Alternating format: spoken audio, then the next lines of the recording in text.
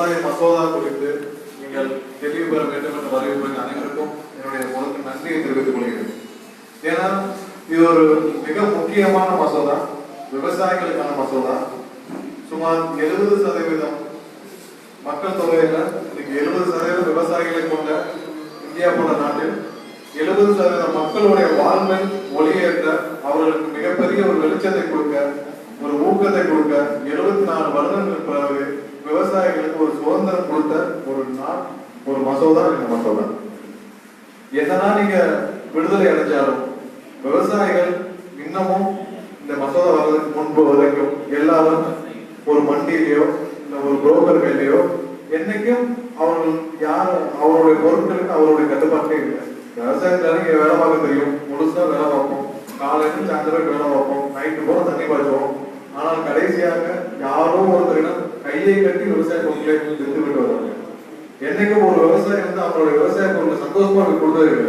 இன்னைக்கு ஒரு சின்ன ஹோட்டல் இருக்கு, ஹோட்டல்ல முடிச்சு அவங்க ஒரு ஒரு ஒரு அவங்களுடைய சாப்பாடு ஏதாவது வைக்கிறாங்கன்னா வித்து பணம் பார்க்கும் பொழுது அந்த சந்தோஷம் இருக்கும். ஆனால் விவசாயிக்கு மட்டும்தான் என்னைக்கும் இந்த 24 வருஷத்துல ஒரு நாள் சந்தோஷமா ஒரு விவசாயி வித்துருக்கான்னு கிடையாது.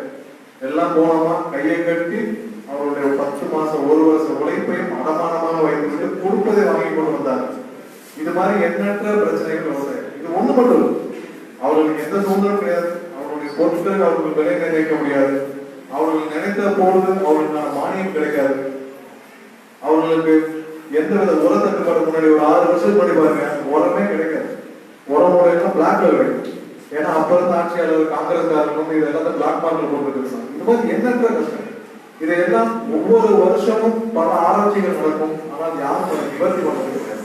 ஏன்னா அது விவசாயிகள், அதாவது 70% மக்களுடைய உழைப்பை சுரண்டி ஒரு ஒரு 1000, 2000, ஒரு 1 லட்சம் பேருக்குள்ள இருக்கிறவங்க புரோக்கர்களாக அதை சுரண்டி கொண்டு சாப்பிட்டு கொண்டு இருக்காங்க.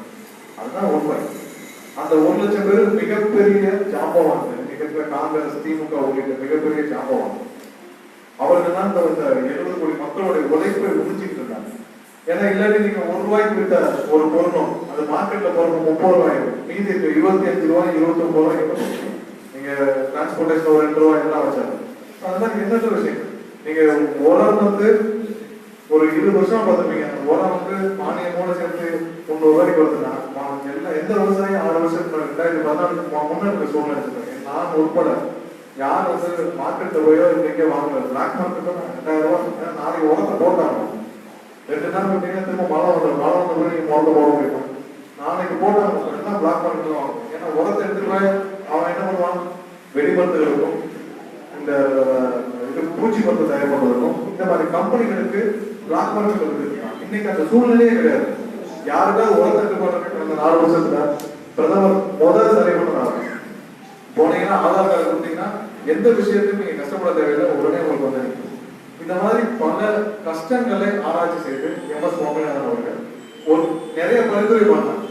அதை அவரும் இன்னைக்கு பண்ணல, நீங்க பசுமை புரட்சி ஆரம்பிச்ச காலத்துல அவர் எம்எஸ் சுவாமிநாதன் பல பரிந்துரைகள், அவருடைய பரிந்துரைகள் 1-2 தான் ஏற்கப்படும். ஆனால் இந்த முறை தான் முழுமையாக பிரதமர் மோடி அவர்கள் விவசாயிகளுக்கு ஒரே டைம்ல இத்துடன் அனைத்து பிரச்சனைகளையும் முடிவெடுத்து அவர்களுக்கு அவருடைய வருமானத்தை இரட்டி பார்க்கணும் இந்த மசோதாவை கொண்டு வந்தார்.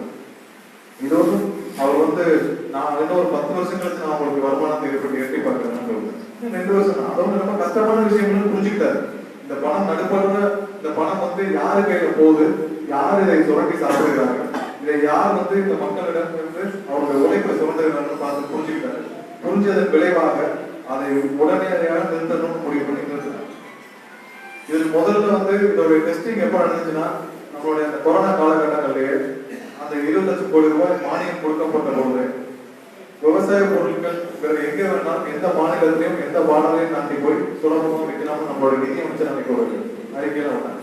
அப்புறம் கோல்டு ஸ்டோரேஜ் அப்போ அந்த 20 லட்சம் கோடி ரூபாயில மானியம் கொடுத்தாரு. அப்போ இதுக்கான முன்னோட்டம் பிரதமர் பார்க்க ஆரம்பிச்சிருந்தாங்க. இந்த சட்டம் மக்களிடம் போய் சேர்ந்தால் எப்படி இருக்கும், அதுக்கான பலனை அப்ப எல்லா விவசாய சங்கங்களும் இருந்ததுன்னா பயங்கரமா பாராட்டாங்க. நீங்க போய் பார்த்தீங்கன்னா தெரியும், உங்களுடைய பழைய பதிவுகள்ல இப்ப இருக்கிற விவசாய சங்கங்கள் எல்லாம் அந்த 20 லட்சம் கோடி ரூபாய் கொடுக்குறப்ப விவசாயத்துக்கு கொடுத்தப்ப என்ன மாதிரியான அவர்கள் அதை வரவேற்று சொன்னாங்க. அது ஒரு சின்ன முன்னோட்டம் தான். அந்த அதையெல்லாம் சேர்த்து வைத்து நம்ம சொல்றவங்க தாக்கல் செய்வாங்க. இந்த புரோக்கர்களை பத்தி சொல்றாங்க. எல்லாரும் புரோக்கர் அது என்ன புரோக்கர்? அதாவது இது எல்லாம் ஒரு மண்டிகை. நீங்க சின்ன சின்ன மண்டிகள்லாம் பத்தி பேசுறாங்க. இது ஒரு சின்ன மண்டிகள்லாம் வந்து ஒரு சின்ன கனெக்ஷன் ஏஜென்ட் தான். ஆனால் இது மொத்தமாக போய் வெளிநாடுகளுக்கும் மற்ற ஒரு பொதுவான ஒரு அப்பர் கிளாஸ்க்கும் போகும். இந்தியாவில் இருக்கிற எல்லா விவசாய பொருட்களும், காஃபிலிருந்து டீலிருந்து எல்லா விவசாய பொருட்களும் ஃபர்ஸ்ட் குவாலிட்டி வெளிநாடு இருக்கும். இன்னைக்கு வெளிநாடு சக்திகள் அதிகமாக இந்த விவசாய மசோதாவுக்கு எதிராக பொய்யான பிரச்சாரத்தை கிளப்புவதற்கு காரணம் இந்தியா தான். வெளிநாடுகளுக்கு முக்கியமாக யூரோப்புக்கும் அமெரிக்காவுக்கும் ஃபர்ஸ்ட் குவாலிட்டி ஃபுட்டு இங்க இருந்தா போகும். நீங்க காஃபி கொண்டு இருந்தீங்கன்னா ஃபர்ஸ்ட் குவாலிட்டி செகண்ட் குவாலிட்டி எல்லாம் பேக் பண்ணி வெளியே போய் தேர்ட் குவாலிட்டி தான் நீங்க போயிட்டாங்க. ஏன்னா அதை வாங்குற சக்தி இந்த மக்களுக்கு கிடையாது. கண்டிப்பாக இருக்கு. ஆனால் அதை அவர்கள் அந்த விலையை வெளிநாடுகளுக்கு கொடுத்து லாபமாக இருக்கிறார். இது எல்லா விஷயத்துக்கும் இன்னைக்கு நாம வந்து விவசாயிகள் அவர்களே இன்னைக்கு வியாபாரிகளாக மாறி அவர்களுடைய பொருட்களை அவர்களே சந்தைப்படுத்தி விட்டார்கள் என்றால் இந்த விஷயம் யாரு எங்க விற்கணும்னு விவசாயிகள் முடிவு பண்ணுவாங்க. அதை முடிவு பண்றாருல மற்ற நாடுகள் வந்து அவர்களுக்கு விலைகள் வந்து பயங்கரமாக உயரும். இன்னைக்கு இருக்கிற புரோக்கர்களுக்கும் அவர்கள் அந்த அடிமாட்டு விலைக்கு வெளிநாடுகள் வாங்குகிறார்கள். அது வந்து குறையும். இன்னைக்கு சாதாரண ஒரு காஃபி ஃபர்ஸ்ட் குவாலிட்டி வந்து 1 கிலோக்கு 1000 ரூபாய் விற்கிறாங்க. இந்த விவசாயிகள் நேரடியாக கொண்டு போய் கொடுத்தா இதோட விலையே வேற மாதிரி இருக்கும். இது மாதிரி சாதாரண இதுல ஒரு சுரண்டி குறைக்கும் ஒரு கும்பல் பார்த்தீங்கன்னா ரெண்டு மாநிலம் தான், ஹரியானா பஞ்சாப். அதை மொத்தமாக கட்டுப்படுத்தும் ஒரு பெரிய புரோக்கர் சரத்துவாங்க. இதையெல்லாம் வந்து நீங்க முழுமையாக நீங்க நடக்கிற போராட்டம் முழு பண்டிகையும் சரத்துவாங்க. ஏன்னா அவங்க சாதாரணமாக ஒவ்வொரு வருஷமும் அவருடைய பல ஒரு நூற்றுக்கணக்கான கம்பெனிகள் வச்சிருக்காரு. அந்த நூற்றுக்கணக்கான கம்பெனிகளும் 10,000 கோடி 20,000 கோடின்னு சொல்லிட்டு அவருடைய மகன் தாக்கல் பண்ணிருக்காரு. நீங்க போய் கூகுளே தேடி பார்க்கலாம். விவசாயத்திலிருந்து வருமானம் வாங்கி ஐடி எக்ஸ்பென்ஸ் 10,000 கோடி பயிர் பண்ணிருக்காரு. ஏதாவது ஒரு விவசாயி சொல்லுங்க இந்த தேனி மாவட்டத்துல ஐடி ரிட்டர்ன், அதாவது விவசாயத்துல நான் வருமானம் கிடைச்சு நான் வந்து இத்தனை லட்ச ரூபாய்க்கு ஐடி ரிட்டர்ன்ஸ் பயிர் பண்ணிருக்கேன். 5,000 பயிர் பண்ணிருக்க ஒரு விவசாயி தேனி மாவட்டம். அப்ப 74 வருஷமாக நீங்க விவசாயிகளை காப்பாற்றின லட்சணம் இது ஒண்ணுதான். இந்த லட்சணத்துல நீங்க இன்னும் வந்து இதை மாத்துறதுக்கு பிரதமர் ஒரு முடிவை கொண்டு வந்திருக்கிறார். ஒரு ஒரு திட்டத்தை கொண்டு வந்து ஒரு மசோதாவை கொண்டு தாக்கல் செய்திருக்கிறார். அதை கெடுக்க எல்லா விதமான முயற்சிகளும் எடுத்துக்கிறார். அதுக்கு துணை நிற்கிறார் ஸ்டாலினுக்கு எதுவுமே தெரியாது. மேல இருந்து என்ன அவருடைய முதலாளிகள் ஆட்டை வைக்கிறாங்களோ அதை ஆடிட்டு இருப்பாங்க. அவருக்கு எதுவுமே தெரியாது. விவசாயம் தெரியாது, மக்களை பற்றி தெரியாது. ஏன்னா அவர் என்னைக்கும் வந்து ஒரு கைப்பள்ளியா தான் இருக்கு. யாரும் என்ன சொல்லி கொடுக்குறாங்க. இன்னைக்கு பாத்தீங்கன்னா அவர் விவசாயத்துக்கு போய் போட்டோ எடுத்தது பார்த்துருக்கீங்க. அன்னைக்கு தான் நிலத்தையே பார்த்துருக்காரு. ஒரு நாள் இறங்கி அந்த ஒரு நாள் போட்டோ எடுத்ததுக்கு தெரிஞ்சிச்சு அவங்க கூட போனவங்க சொன்னாங்க இன்னைக்கு பாதி முடிஞ்சிருச்சு. அதுதான் உண்மை. அவனால அவருடைய அந்த சொகுசு வாழ்க்கை அந்த வாழ்க்கையில இருந்து ஒரு நாள் கூட வெளியே போயிருவாங்க. அந்த ஒரு நாள் ஷூட்டிங்கே அவர் பாதி முடிச்சிருச்சு. நீங்க ஒரு 2 மணி நேரம் இறங்கி ஒரு 5 நிமிஷம் களை எடுக்க விட்டீங்கன்னா அங்கேயே முடிச்சிடும் தோட்டம். அப்புறம் நீங்க வேற சமாதி தான் கட்டணும். அப்படி நிலைமை இருக்குன்னா அவரெல்லாம் நிலைமை. இன்னைக்கு விவசாயிகள் இன்னைக்கு நான் பார்த்துருக்கேன். காலையில 6 மணிக்கு இறங்கி நட ஆரம்பிச்சவங்க மதிய காலை சாப்பாடு கிடையாது, மதிய சாப்பாடு 2 மணிக்கு தான் இறங்கி சாப்பிடுங்க. அந்த மாதிரியான விவசாயிகளை இவர்கள் பார்த்துருக்காங்க கிடையவே இல்லை. இவங்கெல்லாம் நினைக்கிறது அப்படியே போனோம், ஒரு குளிர்சாதன பெட்டிக்குள்ள இருந்தோம், இங்கிருந்து ஒரு காய்கறி வாங்கணும், இதெல்லாம் பார்த்துருக்காங்க. இதெல்லாம் கிடையாது. அவர்களுடைய வாழ்க்கை 30 வருஷம் நான் பார்த்து நாத்து நட்டவங்க இன்னும் நாத்து நட்டு தான் இருக்கு. ஆனா 30 வருஷம் மண்டி வச்சு ரைஸ் அந்த அரிசி மண்டி வச்சிருந்தாங்க. இன்னைக்கு எல்லாம் மாடல் ரைஸ் மில் வச்சிருக்கு. நான் 30 வருஷம் முன்னாடி 40 ரூபா கூலி, இன்னைக்கு 200 ரூபா கூலி, அவ்வளவுதான். ஒன்றும் பெரிய வித்தியாசம். இதுதான் இந்த விவசாயிகள் வாழ்க்கை. இதை இப்படியே விட்டால் இன்னும் 100 வருஷம் கழிச்சு பார்த்தீங்கன்னா 400 ரூபா கூலிக்கு அதே விவசாயிகள் நாத்து நட்டு காலையில சாப்பாடு போட்டு மதிய சாப்பாடு காலையில இருந்து 2 மணி வரைக்கும் நாத்து நட்டு 2 மணிக்கு தான் காலை சாப்பாடு மதிய சாப்பாடு சேர்த்து சாப்பிடுவோம். இதுதான் நிலைமை. இந்த நிலைமையெல்லாம் மாற்றம்னா இதுதான் இந்த மசோதா தான், வேற வழியே கிடையாது. இதை தவிர்த்தீர்கள் என்றால் இது மாதிரி ஒரு மிகப்பெரிய கெடுதல். ஸ்டாலினுக்கும் சொல்றேன், நீங்க வைகோலாம் மூச்சுக்கு முன்னோதுல விவசாயம் அப்படி ஒரு கேவலமான கருவியாக நீங்கள் உங்களை காட்டிக்கொள்ளாது. இதுவரைக்கும் ஈழத்தமிழர்களை அனுமானம் வச்சு அவர்களை சொல்லி உங்களுடைய வாழ்க்கை நடத்துறீங்க.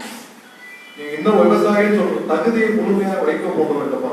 இந்த மாதிரி ஒரு உன்னதமான மசோதாக்கு நீங்களே முன் வந்து ஆதரவு தர வேண்டும். பொதுவான விவசாயம் சொல்றோம். அப்ப இதுக்கு ஆதரவு தலைவர்னா இதுக்கு எதிராக பேசுறவங்க எல்லாம் மிகப்பெரிய இனத்துறை. நம்ம விவசாயிகளுக்கு செய்கிற மிகப்பெரிய துரோகம் இந்த மசோதாவுக்கு எதிராக பேசுறது. இன்னைக்கு ஒவ்வொரு திட்டத்திலையும் ரொம்ப மோசமாக இவர்கள் நடந்து கொள்கிறார்கள். ஆனா அது எக்காரணம் கொண்டும் இந்த மசோதா திரும்ப பண்ண, ஏன்னா இது ஒன்றும் அவசரப்பட்டோ இல்ல ஆத்திரப்பட்டோ இருக்கக்கூடிய மசோதா. இந்த இது மாதிரியான பல திட்டங்கள், காஷ்மீர் விஷயமா இருக்கட்டும், அடுத்து யூனிஃபார்ம் சிவில் போடுவது, எந்த விஷயமாக இருக்கட்டும், எல்லாம் ரொம்ப திட்டமிடப்பட்டு 100 வருஷமாக திட்டமிடப்பட்டு 80-70 வருஷங்களாக திட்டமிடப்பட்டு மக்களுடைய கோரிக்கையாக மக்களுக்கான திட்டமாக இதெல்லாம் கொண்டு வர முடியும். இது எதுவும் அவசரத்திலையோ இல்ல இதுல எந்த நியாயப்படுத்த விடாம இந்த மக்களுக்கு தீங்கு விளைவிக்கும் எந்த திட்டத்தையும் பிரதமர் மோடி ஒரு நிமிஷம் கூட யோசிச்சு கூட பண்ணுவாங்க. அப்படிப்பட்ட திட்டங்கள் இதுல நிறைய பொய்ப்புள்ள முக்கியமான விஷயங்களை பற்றி மட்டும் பேசுவோம். ஒண்ணு வந்து குறைந்தபட்ச ஆதார விலை, மினிமம் சப்போர்ட் பிரைஸ். இந்த மினிமம் சப்போர்ட் பிரைஸ் முதல் நாள்ல இருந்து இப்போ வரைக்கும் தப்பா பொய்யா தான் பேசிட்டு வராங்க நம்மளுடைய மீடியா உட்பட. ஏன்னா தமிழ்நாடு மீடியா பத்தி நீங்க பார்த்து எதுவும் தெரிஞ்சுக்க வேண்டாம். ஏன்னா இது எல்லாமே வந்து திருத்துக்கப்பட்ட மீடியா தான். ஏன்னா இது எல்லாம் ஒரு கட்சியின் பின்னால் செயல்படும். இந்த குறைந்தபட்ச ஆதார விலை எப்பவும் கொடுப்பதற்குள் கொடுத்துட்டு தான் இருப்பாங்க. அது ஒவ்வொரு காலகட்டத்துக்கு உயர்த்தி கொடுக்கப்படும்.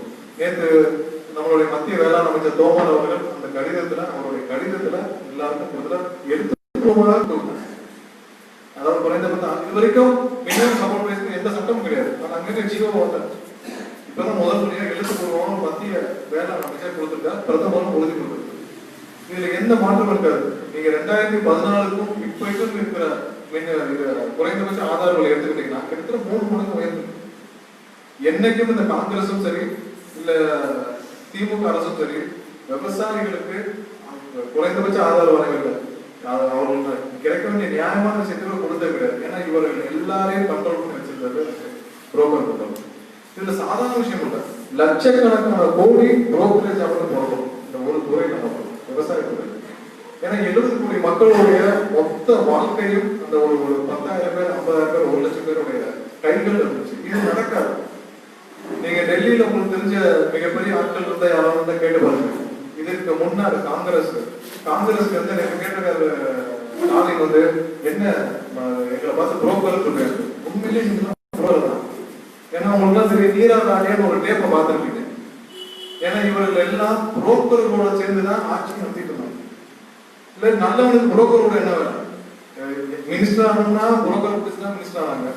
திமுக ஒருத்தர் கூட உருப்படியா மினிஸ்டர் ஆனாங்க காங்கிரஸ் ஆட்சியில.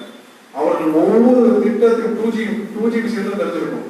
எல்லா புரோக்கர்களோடும் சேர்ந்து கன்னிமொழி, ராசா மற்றும் கருணாநிதி குடும்பத்தார், அதுவும் ராசாத்தியமான கபரையும் அவ்வளவு இங்கிலீஷ் அதற்கு நீராவணி அந்த டேப் இன்னும் சமூக வலைதளம் இருக்கு.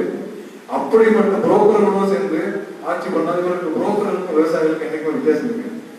ஏன்னா இவர்களுக்கு வாழ்க்கையே புரோக்கரா தான் ஆரம்பிச்சிருக்காரு. இந்த ஒரு விஷயத்தில் தயவு செய்து அனைவரும் விவசாயிகளும் இந்த திட்டத்தை கொண்டு போய் இன்னும் மற்ற விவசாயிகளுக்கும் நீங்க ஒவ்வொரு இடத்துல சந்திக்கிற இடத்துலயும் இதை பத்தி தெளிவா வளர்க்குங்க. கோல்டு ஸ்டோரேஜ் விஷயத்துல மிகப்பெரிய மாற்றம் இன்னொரு 4 வருஷத்துல நடக்கும். ஏன்னா இப்போ எல்லா வருஷமும் பார்த்துட்டு இருக்கோம் விவசாய தானியங்கள் 50% வேஸ்டா தான் போகும். நீங்க மார்க்கெட்ல போறப்ப நீங்க டிவில டெய்லி பார்ப்பீங்க மார்க்கெட்ல வேஸ்டா போடுறாங்க, இல்ல இடங்கள்ல போய் மழை நினைச்சு போடுறாங்க. 50% விவசாய பொருட்கள் வந்து வேஸ்டா தான் போயிருக்கு. இது இன்னைக்கு இல்ல புள்ளி வரல, இது வந்து 70 வருஷங்களா இதான் கொண்டு போய் கொடுக்குற இடங்கள்ல பாதுகாக்கக்கூடிய நமக்கு அந்த கோல்டு ஸ்டோரேஜ் கிடையாது. அந்த ஸ்டோரேஜ் இல்லைன்னு சொல்லி 40 வருஷமா 50 வருஷம் பேசியா இருக்காங்க. அவ்வளவு பெரிய ரொம்ப செய்ய முடியாத விஷயமா 4 செவர் கட்டி மேல கூட்டு பாதுகாப்பு கொடுத்தா அதான் கோல்டு ஸ்டோரேஜ். அதுக்கான குளிர்சாதன பெட்டி வச்சாரு, அவ்வளவுதான். அதை கூட செய்ய முடியாத அரசு இந்த அரசு. இது வரைக்கும் இவர்கள் விவசாய பாதுகாப்புன்னு சொன்னாங்க. காங்கிரஸ் ஆட்சியில திமுக ஆட்சியில ஒரு கோல்டு ஸ்டோரேஜ் கொண்டு வந்தாங்க. நீங்க 5 வருஷம் 5 தடவை முதல்வராக இருந்தீங்க, ஆட்சியில இருந்தீங்க திமுக. காங்கிரஸ் கடந்த 10 வருஷம் இருந்துச்சு. ஒரு கோல்டு ஸ்டோரேஜ் மானியத்துல விவசாயத்துக்காக இந்த இடத்துல இந்த விவசாயம் கஷ்டப்படாம சொல்ல சொல்லுவாங்க. நீங்க திறந்துருக்கேன்னு சொல்லுங்க. ஆனால் இப்ப நடக்கும். இப்ப பாருங்க, விவசாயத்துக்கான மண் பரிசோதனை பண்ணாங்க. எல்லா மாவட்டத்திலையும் அதுக்கான ஆபீஸ் இருக்கு. எங்க ஒரு இடத்துல மாவட்டத்துல விவசாய மண் பரிசோதனைக்கு பிரதமர் எத்தனை வருஷத்துல 2 வருஷத்துக்கு கொண்டு வந்துட்டாங்க. மண் பரிசோதனைக்கான ஆபீஸ் இன்னைக்கு 700 வருஷம் மாவட்டங்கள் இருக்குன்னா அத்தனை மாவட்டங்களிலும் நீங்க இன்னைக்கு வந்து பரிசோதனை மையம் இருக்கு. இதை வந்து ஒவ்வொரு ஒன்றியம் அளவுக்கும் இது விரிவுபடுத்தப்படும். விவசாய நிலங்கள் முழுமையாக டெஸ்ட் பண்ணப்படும். அதுக்கு ஒரு ஜல்சக்தி திட்டம் இருக்கு. விவசாயம் இன்னைக்கு வந்து நீரை வந்து இன்னைக்கு ஆற்று பாசனமா இருக்கட்டும், இல்லை எல்லா நீர்நிலைகளையும் பார்த்தோம். மிக மோசமான சூழ்நிலை 1991 கடந்த 30 வருடத்துக்கு ஒண்ணு முழுமையாக ஆக்கிரமிக்கப்பட்டிருக்கிறது. இல்லாட்டி நீர்நிலைகளை சொல்ற வேலையை முழுவதுமாக இந்த திராவிட கட்சிகள் செய்கிறாங்க. ஒண்ணு மணல் கொள்ளையாகட்டும், ஏதோ ஒரு வழியில முழுமையாக இந்த நீர்நிலைகள் மூடிவிடும். இது ஜல்சக்தி திட்டத்துல நிறைய பேருக்கு தெரியாது. இந்த திட்டத்தை பத்தி ஜல்சக்தி திட்டத்துல மத்திய அரசு நீர்நிலைகள் நீர் ஆதாரங்களை பெருக்கிறதுக்கான வேலைகளை வந்து 2 வருஷமா பண்ணிக்கணும்.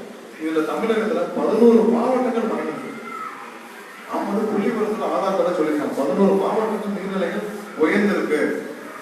நீர்நிலைகள் இல்லாட்டி நீங்க இன்னொரு 5 வருஷத்துல பாருங்க. நான் இப்ப எனக்கு தெரிஞ்சு மதுரை மாவட்டத்துல பாதி பேர் வந்து டேங்கர் தண்ணி தான் பயன்படுத்துறாங்க. நீங்க தேனி மாவட்டத்துல டேங்கர் தண்ணி வாங்கி பயன்படுத்த வேண்டிய சூழ்நிலை வந்து இதை செய்ய வேண்டாம். இந்த மாதிரி பல தொலைநோக்கு பார்வையான திட்டங்களை பிரதமர் செயல்படுத்தி வருகிறார். அதையெல்லாம் இந்த திராவிட கட்சிகள் முழுமையாக கார்பரேட் முதலாளிகள், அவர் சொல்றாரு தயநிதி மேடம், கார்பரேட் முதலாளிகள் நீங்க தான் கார்பரேட், தயநிதி மேடம் தான் கார்பரேட் முதலாளி. தமிழகத்தில் அதுக்கு மேல ஒரு கார்பரேட் முதலாளி யாராவது சொல்லியிருக்கு? அதாவது 96 சின்ன சிடி கடை, விசிடி கடை, அவ்வளவுதான். 96 விசிடி கடை, 96 அதே மாதிரி சிடி கடை, கேபிள் டிவி போட்டாங்க. நான் ஒரு 100 பேர் கண்டுட்டேன். அந்த 100 பேர்ல நீங்க பல லட்சம் கோடி சொத்து வச்சிருக்க ஒரே இந்தியாவில நீங்க ஒரு ஆள் தானே. அப்ப நீ எவ்வளவு பெரிய கார்பரேட் திருடன் தான். உனக்கு மேல ஒரு கார்பரேட் திருடன் இந்தியாவில வேணுமா? அவர் சொல்றாரு கார்பரேட் விவசாயில ஒப்படைக்க பார்க்கறாதான் மோடி. வேற உனக்கு மேலயா? உனக்கு எங்கெங்கெல்லாம் லாபம் கிடைக்குதோ அதெல்லாம் புடுங்கி சாப்பிடுற ஒரே கூட்டம் திமுக தான். உனக்கு மேலே ஒரு இடத்துல ஒப்படைக்கணும். அப்ப அவ்வளவு லாபம் வர்றதுல நீங்க எவ்வளவு செய்யல. யாராவது ஒரு விவசாயி இன்னைக்கு பாத்தீங்கன்னா அவருடைய மகனையோ மகளையோ விவசாயின்னு சொல்லுங்க. 74 வருடத்துல நானும் பார்த்துட்டு இருக்கேன். யாராவது ஒரு விவசாயி வந்து என் பிள்ளைகள் நான் விவசாயம் பார்க்க சொல்றேன் சொல்ல கிடையாது. அப்படி ஒரு கொடுமையான இன்னைக்கு விவசாயத்தை மாற்ற இந்த சட்டம் தான் முடியும். இதுக்கு வேற ஏதாவது வழி வச்சிருந்தா சொல்லுங்க. இன்னைக்கு ஸ்டாலினோ இல்ல அவர் மகனையோ யாரையாவது வேற ஏதாவது ஒரு இதுக்கு மாற்றா நாங்க இதை வச்சிருக்கோம், இந்த திட்டத்தை கொண்டு வந்தீங்கன்னா விவசாயிக்கு சொல்லுங்க, இதை மாத்திக்கலாம். இது ஒண்ணுதான் வழி. இதை செஞ்சுதான் ஆகணும். இதை கெடுக்கிறதுக்கான பல வழிகளை செய்வார்கள். ஏன்னா இன்னைக்கு இது மூலியமா சாப்பிட்டு இருந்தோம்னா பல இன்னைக்கு இருக்க அந்த காங்கிரஸ் மேல்மட்டத்துக்கு போகணும், திமுக மேல்மட்டத்தில் இருக்காங்க. வெளிப்படையாவே சொல்ற இவர்கள் தான் புரோக்கர். இவர்கள் இதை கெடுக்கிறதுக்கான எல்லா வழியும் செய்வாங்க. தயவு செய்து இந்த விஷயத்தில் விவசாயிகள் ஏமாற்றம் அடைய வேண்டாம். சிஏ விஷயத்துல அப்படிதான் போன வருஷம் இதே நேரம் எல்லாம் சொன்னோம், ஒண்ணுமே இல்லைங்க. இங்க இருக்க முஸ்லிம்களுக்கு எந்த பிரச்சனையும் கிடையாது, அவங்க நல்லா இருப்பார்கள், அவங்களுக்கு எந்த பிரச்சனையும் கிடையாது, எந்த பிரச்சனையும் கிடையாது சொல்லிக்கிட்டே இருக்கோம். இல்ல இங்க இருக்க இஸ்லாமியர்கள்லாம் வரட்டிடுவாங்க. இப்ப ஏதாவது பேசிட்டு இப்ப என்ன ஒண்ணுமே இதுக்காக உட்காந்து எல்லாம் குடும்பத்தோட உட்காந்து 3 மாசமா கிடந்தீங்க. எந்த வித அனைத்து சட்ட ஒழுங்குகளும். அப்ப அது எவ்வளவு ஆர்கனைஸ்டா செய்யணும். அதாவது ஒரு கெடுக்கிற விஷயம். மொத்தமே ஒரு 40,000 50,000 தான் விசா. அந்த சிஏ விஷயத்துல அந்த சிஏ விஷயத்துல 40,000 விசா கொடுக்கறதுக்கு லட்சக்கணக்கான பேரை கொண்டு மொத்த சட்டம் ஒழுங்கையும் கெடுக்க பார்த்தார்கள். இப்ப எல்லாரும் புரிஞ்சுருப்பீங்க. போன வருஷம் இதே நேரம் இருக்கிற இவ்வளவு பேரும் பயங்கரமா அப்படியே நாங்கெல்லாம் இனிமேல் இந்த நாட்டில் வாழ முடியுமா? இப்ப என்ன நல்லா தானே இருக்கு. ஏதாவது மாறி எல்லாம் சொன்னாங்க, எந்த விஷயமும் மாறாது. இஸ்லாமியர்களுக்கான உரிமை கிடையாது. வெளியிலிருந்து வர இஸ்லாமியர்கள் தான் திரும்ப திரும்ப பிரதமரும் சொன்னார், அனைவரும் சொன்னாங்க, அனைத்து தலைவர்களும் உறுதி கொடுத்தார்கள். ஆனால் ஏற்பதற்கு இந்த எதிர்கட்சிகள் தயாராக. ஏன்னா அவங்களுக்கு உண்மை தெரியும். ஆனால் தெரிஞ்சுக்கிட்ட குழப்பத்தை ஏற்படுத்த பார்த்தாங்க. அதே போல இந்த விஷயத்தில் யாரும் ஏமாந்துகிறார்கள். ஏன்னா இது ரொம்ப உன்னதமான திட்டம். இந்த திட்டத்தை இவரை தவிர பிரதமர் மோடியை தவிர வேற யாருனாலும் கொண்டு வர முடியாது. வேற யாரும் செய்யவும் மாட்டாங்க. இன்னைக்கு ஏழை விவசாயிகளுக்காக இந்த மாதிரி ஒரு திட்டத்தை யாரும் செய்ய மாட்டாங்க. யாரும் ஏழைகளை பத்தி கவலைப்பட மாட்டாங்க, விவசாயிகளை பத்தி கவலைப்பட மாட்டாங்க. ஒவ்வொரு விவசாய சங்க கூட்டங்களுடைய பதிவுகள் இருந்தாலும் எடுத்து பாருங்க. கடந்த 10 வருஷத்துல பொதுவான விவசாய சங்கம் உங்களுக்கு எந்த விவசாய சங்கத்துடைய கூட்டமாக இருக்கட்டும், அவங்களுக்கு ஏதாவது வீடியோ ரெக்கார்டிங் வச்சிருந்தாங்க எடுத்து பாருங்க. எல்லாரும் கேட்டது இந்த மசோதால என்ன இருக்கோ அதான் கேட்டாங்க. நாங்களே வித்துக்கிறோம், நீங்களே ஏன் கட்டுப்படுத்துறீங்க? ஐயா பண்ணலாம் ஒரு டிவியில் அழுதுருப்பாரு, பார்த்துருப்பீங்க. தோசை அன்னைக்கு 5 ரூபா, இன்னைக்கு 50 ரூபா, நான் நெல் இன்னும் அதே ரேட்டு தான் இருக்கு. அவர்கள் கேட்டதை தான் பிரதமர் மோடி கொடுத்துட்டார். அதுக்கு மேலேயும் அவர்களுக்கு சுதந்திரமும் பாதுகாப்பும் கொடுத்துருக்காங்க. இன்னைக்கு கான்ட்ராக்ட் ஃபார்மிங் பத்தி சொல்றாங்க, அதாவது கார்பரேட்டுகள் கையில நிலத்தை ஒப்படைப்பாங்க. அந்த கான்ட்ராக்ட் ஃபார்மிங்கை பத்தி எந்த இதுவும் தெரியாதான் ஸ்டாலின் போட்டு கூட்டாங்க. ஏன்னா அதுல தெளிவாக சொல்லப்பட்ட ஒரு விஷயம் என்னன்னா, விவசாயிகள் தேவைப்பட்டால் அவர்களுக்கு பாதுகாப்பு வேண்டும் என்றால் அந்த நிறுவனத்திடம் கான்ட்ராக்ட் போடணும். அதுல அந்த நிறுவனங்களுக்கு முற்றிலுமாக அவர்களுக்கு கொடுக்க வேண்டிய பணத்தை விவசாயிகளுக்கு கொடுத்தாங்க. இதுல அதிகபட்ச பாதுகாப்பு விவசாயிகளுக்கும். கார்பரேட் நிறுவனங்கள் எந்தவித அதுல எந்த மறுப்பையும் இருக்கக்கூடாது. கான்ட்ராக்டை கேன்சல் பண்ண வேண்டிய ஃபார்மாலிட்டிஸ் விவசாயிகள் தான். 3 வருஷம் கான்ட்ராக்ட் பண்ணிக்கலாம். 3 வருஷம் எப்ப வேணாலும் விவசாயிகள் அவர்களுடைய ஒரு ஏசி சீட்டமோ இல்ல வேற ஏதாவது விஷயமா தண்ணி தட்டுப்பாடோ இல்லை ஏதோ ஒரு விஷயத்துல அவங்களோட விவசாயம் செய்ய முடியலன்னாலும் அந்த கான்ட்ராக்ட் அந்த கம்பெனி கொடுத்தாங்க. இது எல்லாம் டிஜிட்டலைஸ் செய்யப்படும். ஏன்னா நாளைக்கு ஒரு கையெழுத்து போட்டு ஒரு ஸ்டாம்ப்ல ஒரு கையெழுத்து போட்டு போகக்கூடாது. எல்லாம் டிஜிட்டலைஸ் செய்யப்படும். எல்லாம் மத்திய வேளாண்மை அமைச்சர் மானிட்டர் செய்யப்படும். நீங்க அதே மாதிரிதான் இன்சூரன்ஸ் எல்லாமே செய்யப்படும். இதுல எந்தவித ஒரு மறுப்பும் இல்லாமல் இன்னும் 2 வருடத்துல விவசாயிகளோட வருமானத்தை இரட்டிப்பாக்க முடியும்னு பிரதமர் ஏன்னு சொன்னா இப்பதான் தெரியும். ஏன்னா ஒரு 1.5 வருஷம் முன்னாடி சொன்னேன் நான். ஏன்னா ஒவ்வொரு சுதந்திர முறையிலையும் ஒரு புது புது விஷயத்த சொல்லுவார். அவர் சொல்றப்ப ஆச்சரியமா இருக்கும், இப்பெல்லாம் செய்ய முடியுமா அப்படின்னு. எனக்கு ஒரு 2014 அப்படிதான் சொன்னார். நான் இன்னும் 15 நான் இன்னும் 4 வருஷத்துல 10 கோடி கழிப்பிடங்கள் கட்டுறேன். சாதாரண விஷயமா 5 வருஷத்துல ஒரு 10 கோடி கழிப்பிடங்கள் கட்டுறதுதான். ஏன்னா ஒரு 10 கோடி கழிப்பிடங்கள் கட்டணும்னா நீங்க கிட்டத்தட்ட 100 கோடி ரிசோர்ஸ் மல்டிப்ளை பண்ணி பாருங்க. அத்தனை இடங்கள்லயும் ஒரு திட்டத்தை கொண்டு சேர்க்கணும்னா சாதாரண விஷயம். நம்மளால ஒரு சின்ன ஊருக்குள்ள 2 ரோடு போட்டு விட்டாலே 40% கமிஷன்ல ஓடி போயிருக்கு. அதையெல்லாம் தாண்டி அதை சாதித்து காட்டணும். ஒவ்வொரு திட்டமும் தெளிவாக திட்டமிடப்பட்டு மக்களிடம் மிகவும் தெளிவாக கொண்டு போய் சேர்த்து கொண்டு. அதே போல விவசாயிகளுக்கும் ஒரு வருஷம் சொன்னாரு, அவருடைய வருமானத்தை நான் இரட்டிப்பாக்கி காட்டுறேன். அது 4 வருஷத்துக்கு 2022 நான் விவசாயிகளோட வருமானத்தை இரட்டிப்பாக்குறேன். அதை செஞ்சுட்டு இருக்காங்க. இந்த மசோதா இதை தரவா 1 வருஷம் கழிச்சு பாருங்க, விவசாயிகளுடைய வருமானம் கண்டிப்பாக இரட்டிப்பாகும். இதை தவிர வேற எந்த வழியும் இப்போதைக்கு கிடையாது. இது ஒண்ணுதான். இப்போ உலகத்திலே பாத்தீங்கன்னா விவசாயிகளுக்கு பாதுகாப்பு இல்லாத நாடு கிடையாது. நீங்க இன்னைக்கு சொல்றாங்க அமெரிக்கால இந்த சட்டத்துக்கு போராட்டம் பண்றாங்க, இந்த கனடா பண்றாங்க. கனடாவில் இருக்கிற விவசாயிகளுக்கு எவ்வளவு பாதுகாப்பு இருக்கு, அந்த பாதுகாப்பையும் அமெரிக்காவில் இருக்கிற விவசாயிகளுக்கான பாதுகாப்பையும் கொடுக்கணும். அங்குள்ள விவசாயிகள் நீங்க டிவியில பாத்துருப்பீங்க, அப்படியே பயங்கரமா போவான், அவருக்கு கார் வச்சிருப்பான், இது வச்சிருப்பான். இங்க ஒரு விவசாயத்தை விவசாயம் பண்ணி யாராவது கார் வாங்கிட்டீங்களா? இல்ல தெரியாம அப்படிதான் நினைப்பேன். அங்க அமெரிக்காவிலையும் கனடாவிலையும் நாங்கெல்லாம் பார்த்துருக்கோம். விவசாயிகள் தான் மிகப்பெரிய வசதி படைத்தவர். பெரிய பெரிய ட்ரக் வச்சிருப்பாங்க விவசாயம். அந்த ட்ரக் எல்லாம் இருக்கிறதே ரொம்ப காஸ்ட்லியான அந்த ட்ரக் தான். அந்த ட்ரக் வச்சு அவங்களே போவார்கள். ஃபார்மர்ஸ் மார்க்கெட் வாங்க விவசாயிகள். அங்க நீங்க கூகுள்ல போட்டீங்கன்னா தெரியும். அமெரிக்காவில் ஃபார்மர்ஸ் மார்க்கெட், அங்க விவசாயிகளே விற்பாங்க. அவங்களே அவங்க ஸ்டோரேஜ்ல வச்சுக்குவாங்க, கோல்டு ஸ்டோரேஜ்ல அவங்களே விற்று கொள்வார்கள். நீங்க மிகப்பெரிய பணக்காரர்கள் அமெரிக்காவில் இருக்காம அது விவசாயிகள் மட்டும். அந்த நிலைமை தான் நீங்க கொண்டு வர நினைக்கிறாங்க. இவர்கள் சொல்வதை கேட்டு விட்டீங்களா? இன்னும் 10 வருஷம் ஆனாலும் இவர்களிட கை கட்டி நம்ம ஒவ்வொரு விவசாயம் அவருடைய பொருளை கொண்டு போய் சேர்க்கிறாங்க. மன வருத்தத்திலும் அத்தனை கவலைகளிலும் அவருடைய உழைப்பையும் ஒரு வண்டிக்காரர்களும் ஒரு முதலாளிகளும் கொடுத்துட்டோம். அதை தான் இவர்கள் செய்ய பார்க்கிறாங்க. தயவு செஞ்சு ஏமாங்க. இன்னைக்கு உதயநிதிலாம் சொல்றாரு, அவங்களுக்கும் அப்படிதான் தெரியுது போல. ஏதோ ஒரு பச்சை போட்டுட்டு அப்படியே சேர்த்து வரைக்கும் ஒரு போட்டோ எடுத்துக்கிட்டா விவசாயம். உங்களுக்கு தெரியும் விவசாயம் எவ்வளவு கஷ்டம். காலையில 5 மணி நேரம் தூங்க முடியும். 5 மணிக்கு போய் மோட்டர் போட்டு தண்ணி பார்க்கணும். ஏன்னா வெயில் வர மணி பார்த்துனா தண்ணி போய் சேரும். அப்ப கரண்ட் இருக்கணும். கரண்ட் இருக்கணும், தண்ணி இருக்கணும். தண்ணி இல்லாத காலகட்டத்தில் எவ்வளவு அலைவாங்க நான் பார்த்துருக்கேன். டேங்கர்ல அதை வச்சு தண்ணி வச்சிருக்காங்க நான் பார்த்துருக்கேன். ஏன்னா இன்னும் ஒரு 10 நாள் அறுவடை பண்ணணும். தண்ணி இல்லை என்ன பண்ணுங்க? டேங்கர்ல அதை வச்சு பார்த்துருக்கேன். நான் மத மாவட்டம் எல்லா மாவட்டத்தையும் பார்த்துருக்கேன். தண்ணியை கொண்டு வந்து டேங்கர்ல அதை பாய்ச்சிருக்கேன். அவங்களுக்கு உதயநிதிக்கும் தெரியுமா இல்லை ஸ்டாலினுக்கும் தெரியுமா? 2 பேருக்கு தெரிஞ்ச விவசாயம் என்ன தெரியுமா? பார்க். சென்னையில அந்த பார்க்லாம் இருக்கும். நடுவில் சிமெண்ட் காரில் போடுறது. காலையில அவரும் ட்ராக் ஷூட்ல, அவர் மகனும் ட்ராக் ஷூட்ல வாக்கிங் போவாங்க.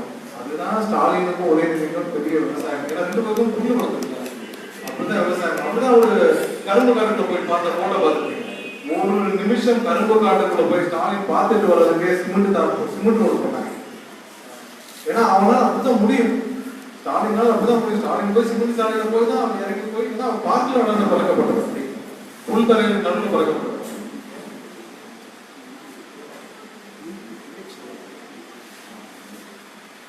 அந்த மாதிரியான ஒரு சாலைக்குள்ள போய் பறக்கப்பட்டது. அவருக்கு வந்து விவசாயத்துக்கு எதுவுமே தெரியாது. இப்ப ஐயா சொன்னாங்க, இது வந்து முந்திரியும் கிரேப்ஸ் அதிகமாக தெரியும் வாழணும் கிரேப்ஸ். இப்ப இதெல்லாம் வந்து நீங்க இங்கிருந்து நம்ம பார்த்துருக்கோம், சைனால இருந்து வருது. சைனால இருந்து நிறைய கிரேப்ஸ், திராட்சைகள் இதெல்லாம் இங்க எக்ஸ்போர்ட் ஆகிருக்கு. எவ்வளவு விலையில வருது, அதை வாங்க மக்கள் தயாரா இருக்காங்க. இன்னைக்கு இந்தியாவில் அதிகமா சைனா கிரேப்ஸ் எல்லாம் பெருசு பெருசா வாங்கி வாங்குறாங்க. ஆனா நம்மளுடைய இங்க இருக்கிற திராட்சைகள் அமெரிக்கா, யூரோப் போன்ற நாடுகள் தான் எங்களுக்கு வேணும். ஏன்னா இங்க உள்ள சத்துக்கள் வேற எங்கேயும் கிடையாது. இங்க இருக்கிற கிரேப்ஸ்லயோ இல்லை இங்க இருக்கிற எல்லா ப்ராடக்ட்டும் பாத்தீங்கன்னா ஃபர்ஸ்ட் குவாலிட்டியில வெளிநாடு தான் போகுது. ஆனா இங்க இருக்கிற விவசாயிகள் எவ்வளவு கஷ்டப்படுறாங்க. ஒவ்வொரு நாளும் நீங்க கொடுக்குற விலைக்கும் அங்க போய் மார்க்கெட்ல செய்யற விலைக்கும் கிட்டத்தட்ட 1000 மடங்கு வித்தியாசம். அது விவசாய தொழில் மட்டும்தான், வேற எந்த தொழில் இருக்கு? 74 வருடமாக மாறாத ஒரே விஷயம் விவசாயம் தான். அது இந்த ஒரு விஷயத்தை பிரதமர் மாற்றணும்னு நினைச்சா அது இப்ப மாறிக்கிட்டு வருது. இதை அனைவரும் முழு மனதோடு ஏற்றுக்கொண்டு இன்னைக்கு கொண்டு போய் மக்கள்கிட்ட கொண்டு போய் சேர்க்கணும். ஏன்னா இது ஒரு முக்கியமான மாவட்டம் உங்களுக்கு, அதுவும் தேனி மாவட்டம். இந்த மாவட்டத்துல நீங்க நேரடியாக இதுல பயனடையலாம். ஏன்னா இப்போ அடுத்து உங்களுக்கு கேரளா இருக்கு. கேரளா மாநிலத்துல மொத்த காய்கறியும் இங்க தான் போகுது. தயிர்ல இருந்து இங்க தான் போகுது. ஏன்னா அங்க பிடிக்காது. எல்லாம் தயிர்ல இருந்து பால்ல இருந்து எல்லாம் இங்க தான் போகுது. நாளைக்கு விவசாயிகள் நீங்களே சேர்ந்து ஒரு வண்டி எடுத்துட்டு விற்கலாம். இந்த சட்டத்தின் மூலமா, இந்த சட்டம் இல்லாமல் இங்க வண்டிக்காரனும் இந்த வியாபாரிகள் மட்டும் தான் கொண்டு போய் விற்க முடியும். இந்த சட்டத்தின் மூலமாக விவசாயிகள் நீங்களே தெரியுமானது வந்து எல்லா விதமான வெஜிடபிள்ஸ் இல்ல உணவுப் பொருட்களையும் நீங்க கொண்டு போய் கேரளாவில் உங்களுக்கு அதிகமாக லாபத்துல நீங்களே விற்கலாம். நீங்களே ஒவ்வொரு ஒரு சின்ன சின்ன அசோசியேஷனா ஒரு கிறிஸ்தவ ஃபார்மா ஆரம்பிச்சிருக்கேன். ஒரு வருஷத்துக்கு 2 மடங்கு 3 மடங்கு விவசாய வருமானம் ஆகும். அதே போல இன்னும் 2 வருஷம் கழிச்சு தரப்புவாக தான் 10,000 கோடி இன்கம் டேக்ஸ் கட்ட முடியுமா? இன்னும் 2 வருஷம் கழிச்சு பாருங்க, தேனி மாவட்டத்திலும் சரி தமிழகத்திலும் சரி இந்தியாவில் 50% விவசாயிகள் அவர்கள் வருமான தாக்கல் செய்யக்கூடிய சூழ்நிலை அளவுக்கு பிரதமர் கூட செய்து கொடுப்பாங்க. அதை நம்பி இந்த மக்களை ஆதரிக்க வேற எந்த பொது முறையும் கிடையாது. இது முழுமையான விவசாயிகள் ஏழை மக்களுக்கான சட்டம். இந்த சட்டத்தை ஆதரிக்க கேட்டு இந்த மாதிரி வாய்ப்பை கொடுத்ததுக்கு நன்றி கூறி விடைபெறுகிறேன்.